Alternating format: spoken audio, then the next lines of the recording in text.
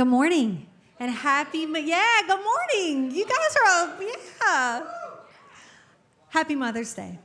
I am so glad to be here with you today. My name is Melissa Pierce, and I serve as part of on the pastoral team here at Generation Church, and it is my honor and my privilege to do so. And I just want to honor all the moms who are here today. You know, I recognize how hard you work and how amazing you are, and so we've already kind of clapped and stood and that type of thing. But I also want to honor and acknowledge all of the spiritual moms who are in the house. You know, maybe you don't have kids, or maybe you do have kids, but you've really poured into people spiritually. And man, we thank you for all the adoptive moms and foster moms. You were amazing. For the stepmoms or bonus moms, for the mother-in-laws and the mother-in-loves. And maybe if you're here today and you've been waiting for a child, I know exactly what that feels like. I spent a lot of Mother's Days waiting and praying and believing that God had a child for me. And so if that's you today, God is with you and you are not alone, and I'm praying for you. If you've lost a child for any reason, I just want you to know, like, God sees your pain. And he loves you, and he is there to support you through a day that can be complicated. If you have adult children who are off on their own and it doesn't quite feel like Mother's Day 10 or 15 years ago, God is with you, and he wants to encourage you. And so I just want to ask everybody here today, regardless of your relationship with your mom, regardless of how you engage with kids, find a mom who you want to affirm. Find somebody to encourage, to love, to let them know how that they are appreciated, that they are seen, and that all the hard work does not go unnoticed. So, do that today, you guys. And for all the ladies in the house, I want to personally invite you to Devoted again. It is coming up on Wednesday night, May 19th at 7 o'clock, and it is going to be amazing. We have some photos from Devoted. If you have never been before, please come. Like, I think you will love it. I think you will meet some friends, some people to connect with. We are partnering this month with a woman-owned local business called Pop Shack. And it's a gal who makes these amazing gourmet popsicles, and that's her cart right there. She's going to be right out here in the lobby. You can come at 6:30, purchase a gourmet pop. It's going to be so fun. Just bring a bunch of girlfriends, and it's going to be a great night. Let me know you're coming by going to generationchurch.com/devoted and sign up there. So. Good? All right. Thank you. Mike Casciano in the back, supporting.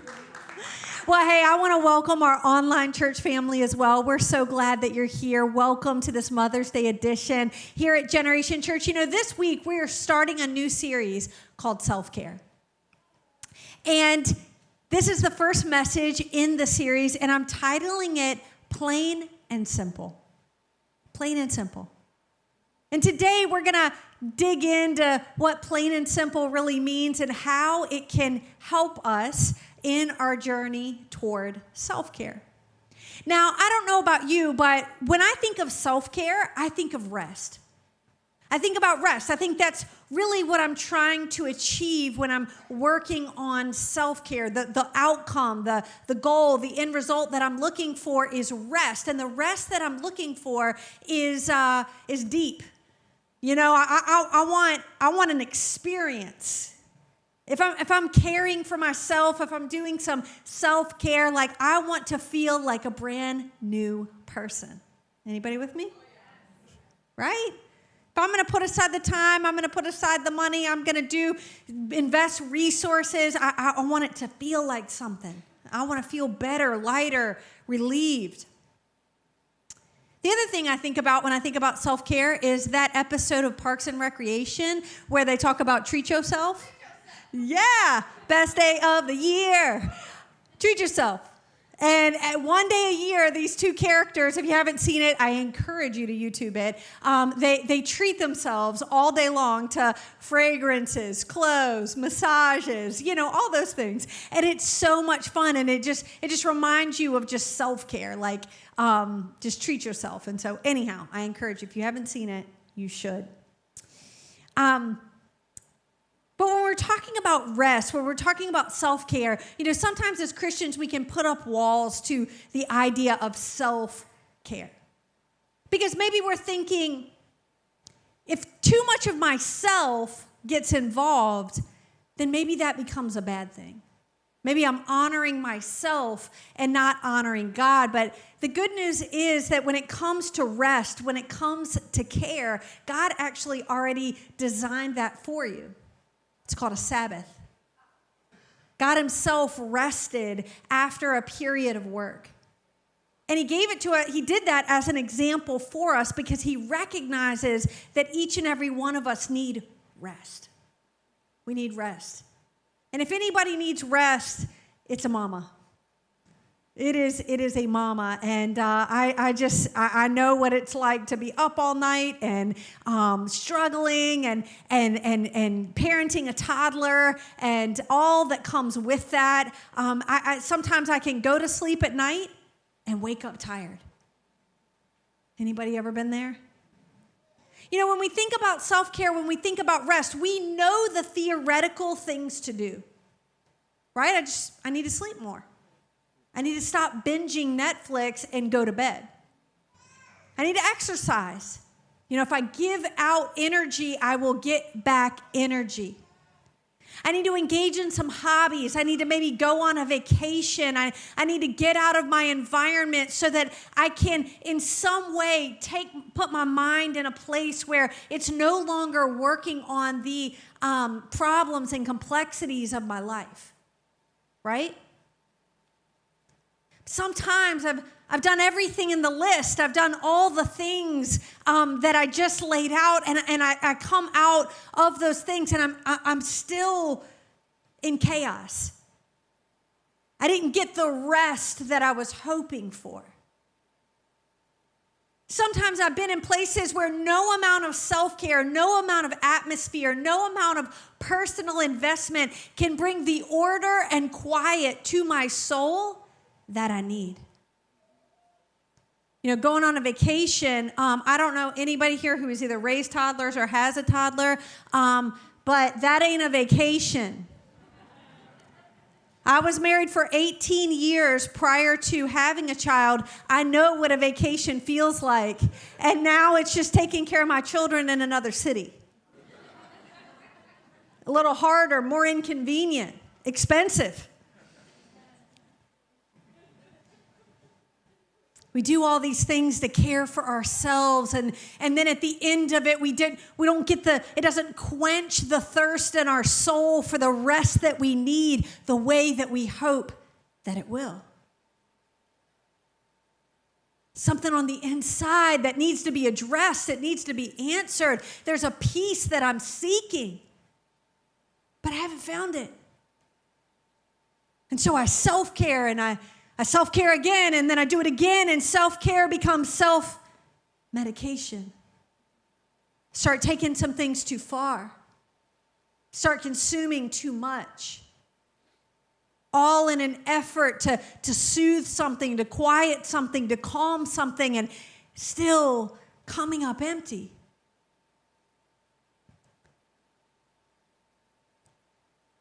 My self-care isn't working. Got some things that are weighing me down.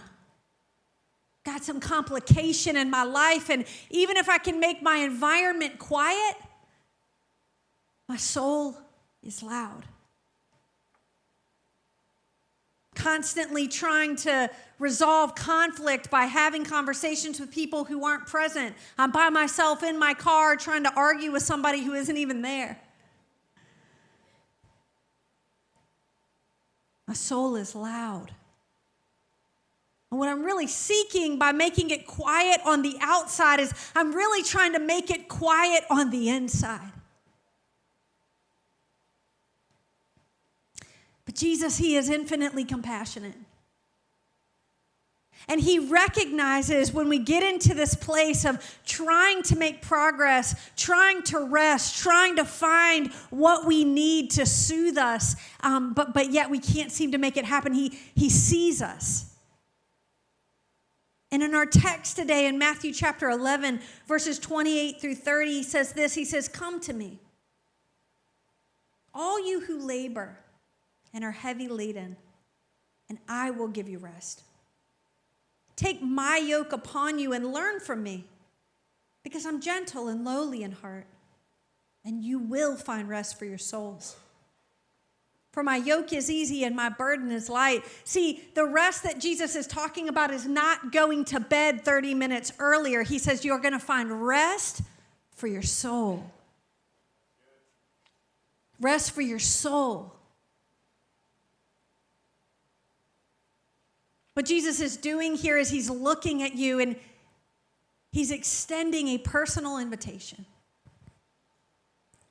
He says, come on. Come on. Come here.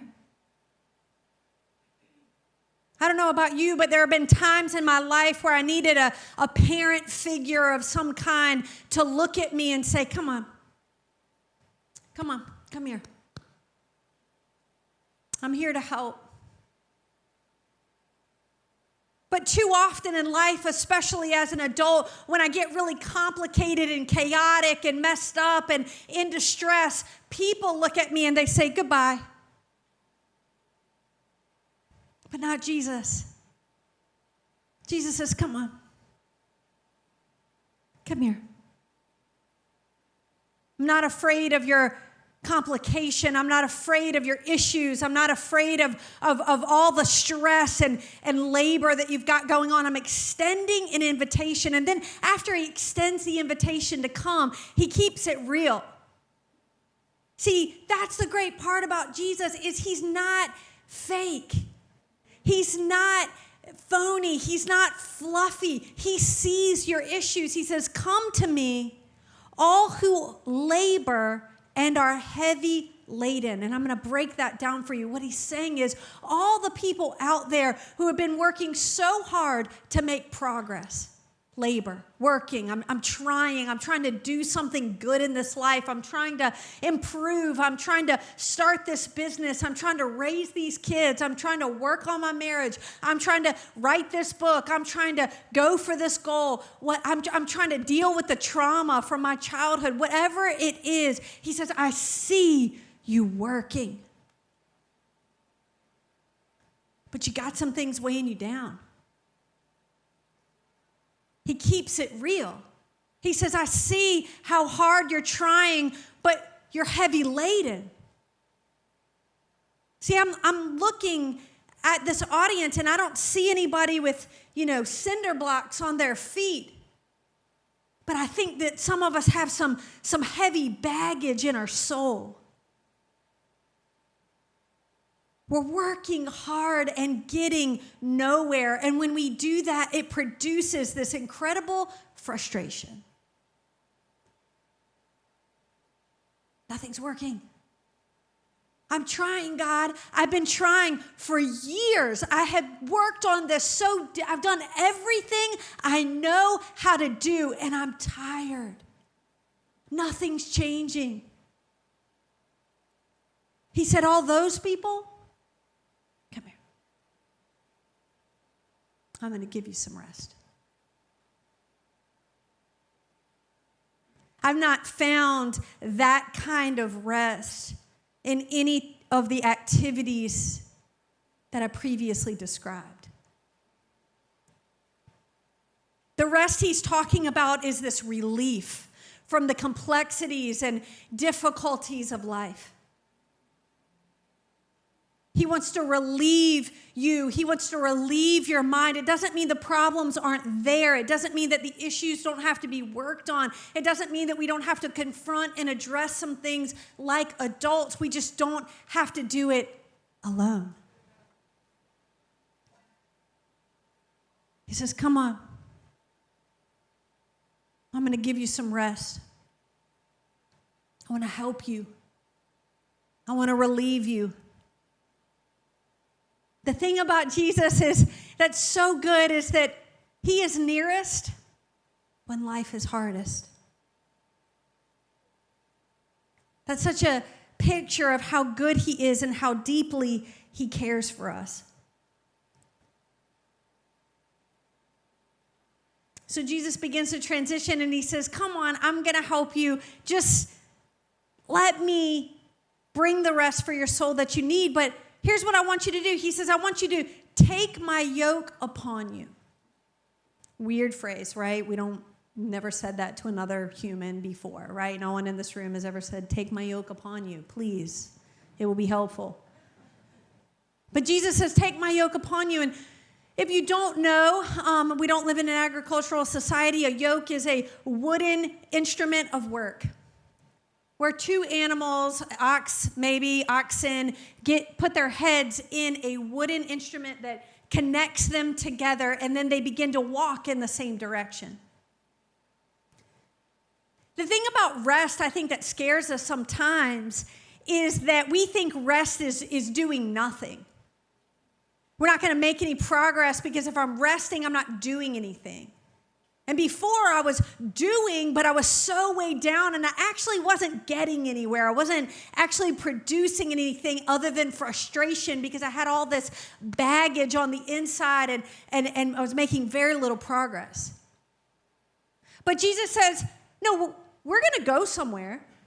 You got somewhere to go. You got something important to do. And so what I want you to do is I want you to take my yoke upon you. I want you to get into my yoke. What I want you to do is I want you to stick your head in right here. And Jesus is right here. And we're going to be face to face. See, the rest he's talking about is not doing nothing. It's not making you less productive. It's actually making you more productive.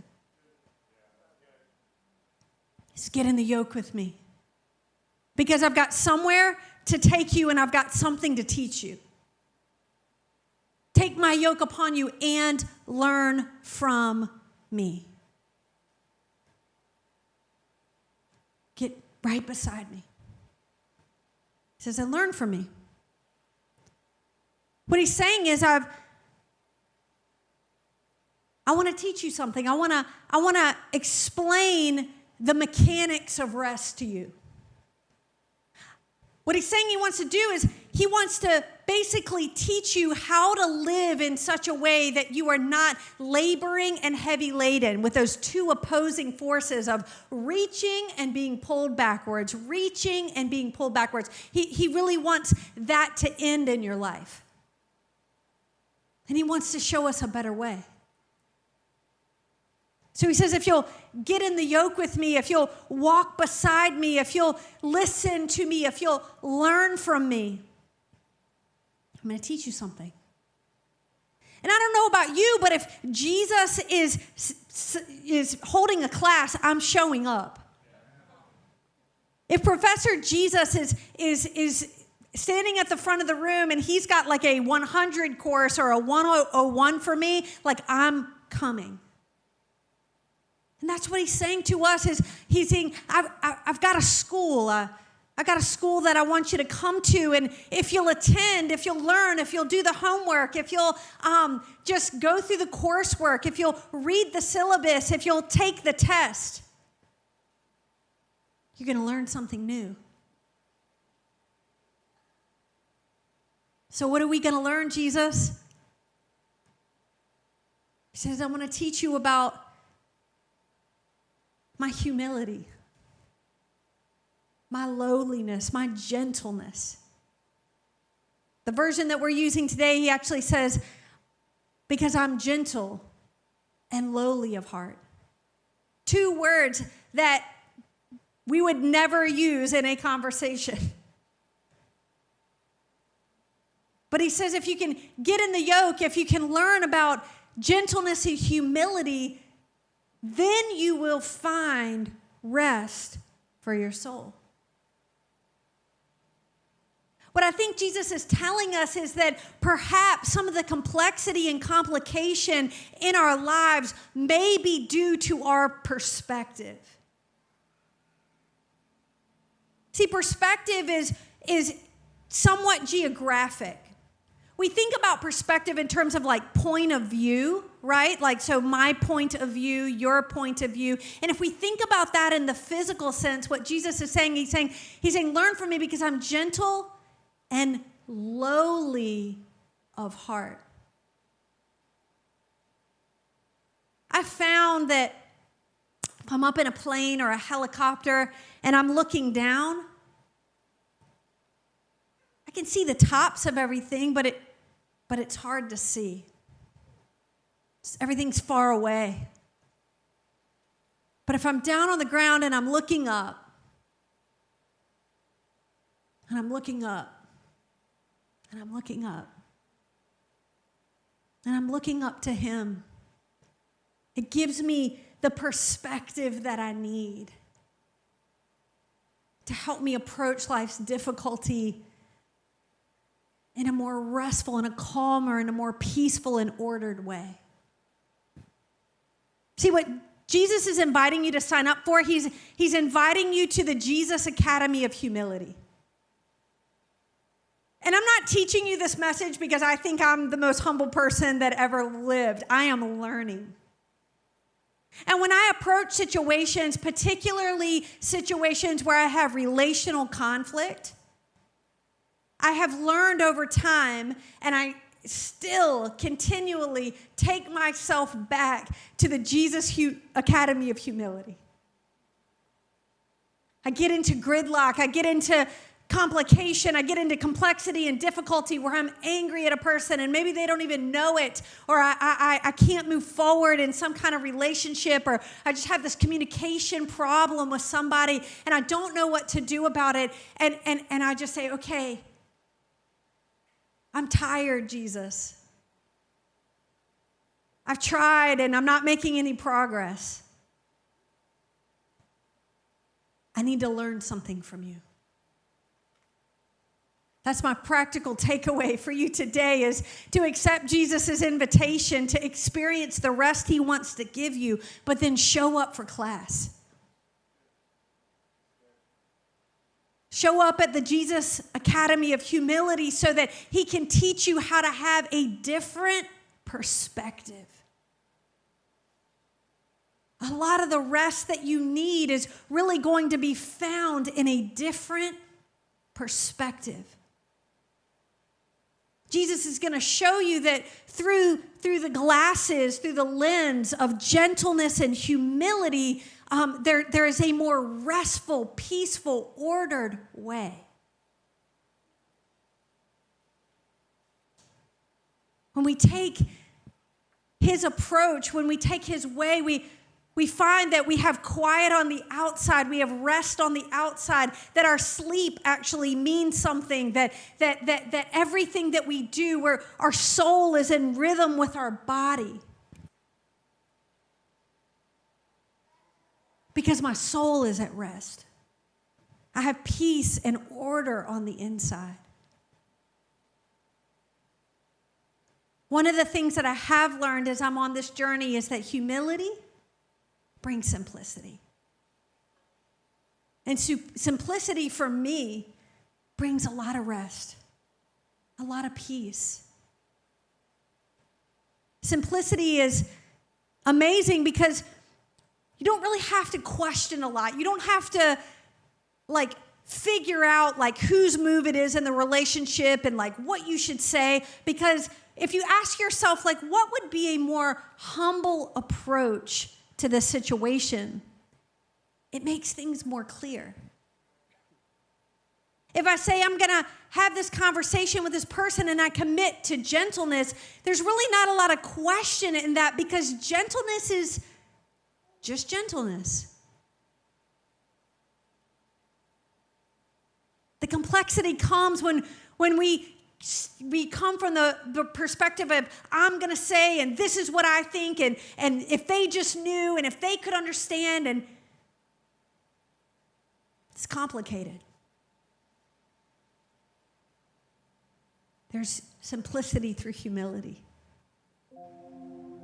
And simplicity is going to bring about rest, peace,